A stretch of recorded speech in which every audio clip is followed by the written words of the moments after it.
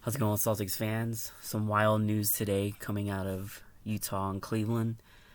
Big trade for Donovan Mitchell went down today. Cleveland just got a lot better. And how does this affect the Celtics? Before I get into that, I kind of want to talk about the trade itself. Um, Cleveland really got really good deal out of this. Didn't I mean obviously they gave up a ton of picks, but with a team like this, which is kind of already built before Donovan arrives. They already have Mobley, who's a potential all-star, if not possible superstar. They have Darius Garland, who is a proven all-star, making that leap this past season. Um, in a front line with Mobley and Jared Allen, that's very formidable, without a doubt. Some other young pieces and just overall just solid players. Okora is not, he hasn't lived up to expectations yet, but that kid's got a lot of upside still. Levert's a solid player. He might even have another gear. He hasn't been quite the same since some injuries the past few seasons. The team that really got a big old gut punch was New York. They definitely seemed willing to give up a lot for Mitchell.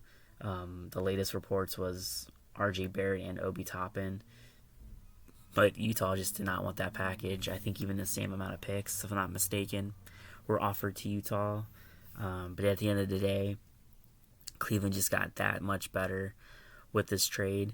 And definitely can contend in the East, I think, with this move. Are they better than Milwaukee? Are they better than Boston? How are the Nets going to look? That's a big question. But overall, I would put them in the top 4 or 5 without a doubt. They're definitely not going to be a play-in team like they were last year. They definitely can contend for the Eastern Conference title. The biggest question mark is probably more so not Donovan Mitchell. I would say, is Mobley really going to take that next step? Is Garland going to be a consistent all-star player? And what about the other guys, Okoro and Levert? Will they kind of just give this team so much depth that it's going to be hard to beat them? Don't see them really having a Giannis stopper. Mobley's obviously got the potential to do something on the defensive end. One of the best defensive players, it seems like, in the league at this point, and he's only going to be in his second year. They do scare me a little bit. I think the front line, Jared Allen was not playing in the second part of that season. He did get hurt, and I believe he played in the play-in games, but he was not a factor. He was just not ready to play yet. But with Mobley and Allen, they definitely pose a threat to our front line of Horford and Rob. As for the backcourt situation, I do believe that we obviously do have the upper hand on the defensive end.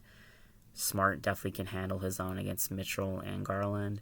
And obviously, I would take Jaylen Brown over Donovan Mitchell personally. I am a pretty big fan of Mitchell, though. I do feel like he is a all-star caliber player, obviously. He's proven that. Is he a top 10 player? Nope, he's definitely not to that level yet. Or will he ever be? So that's a big question, too. This is going to be Mitchell's best team, I would say, at least with all-star caliber players around him. And I'm curious to see if he actually can take that next step and be that number one guy and put this team on his back and kind of lead them. They definitely have a three-headed monster. I'm curious to see how it works out. I think it's not quite a super team. It just depends on the growth of Garland and Mobley. But definitely not a good thing for the Celtics. I still think the Celtics are a better team at the end of the day. But Cavs are definitely breathing down their necks, and I think they just made a big statement by pulling off this trade and putting a lot of fear in Celtic fans and other fans out there in the Eastern Conference too. Well, stay tuned, and thanks for watching.